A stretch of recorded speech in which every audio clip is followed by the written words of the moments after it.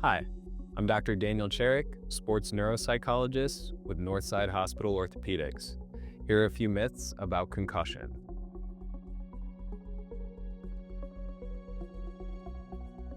We now know that that's not necessarily the best approach to take. In fact, we've found we can be much more active through the recovery process. We've learned that we have targeted therapies that we can prescribe to help address specific systems that are affected. We also have found that the brain benefits from progressively training back into activity following the injury.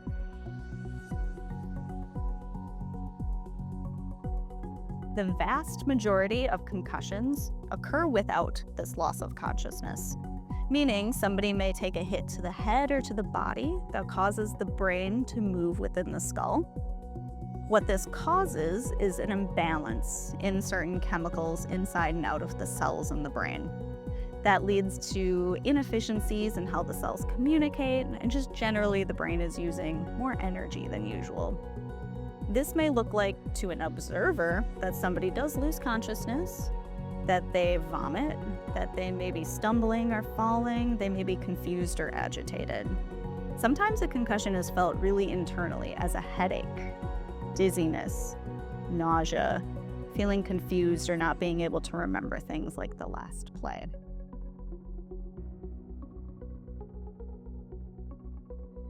Playing through the injury is probably one of the most problematic things that someone can do if they have a concussion. For one, a concussed brain is a vulnerable brain. So if you take another hit, it can make your symptoms much worse or even result in an emergency medical situation. However, short of an emergency situation, playing through the injury directly affects recovery time. We've done some studies where we looked at whether people who played through the injury took longer to recover.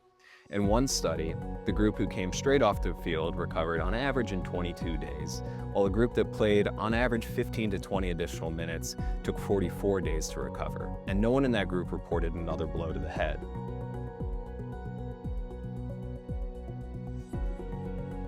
The number 3 is often thrown around on sidelines as too many concussions. However, there is no magic number. It is highly dependent on the individual, their medical and concussion history. In fact, we have found that when a patient is treated within a specialty concussion clinic for first, second, and third concussions, we find that we can get them better with the second and third concussions because we know their individual history, what they're bringing to the table, and how to treat them most efficiently. Overall, we know that if we treat concussions efficiently, that we do not expect to have lingering effects in the weeks, months, or years following concussion in a high school athlete population. Concussion can often go undiagnosed. So if you or someone that you know has sustained a concussion, or you think they may have sustained a concussion, don't hesitate to seek out treatment at Northside Hospital Orthopedics.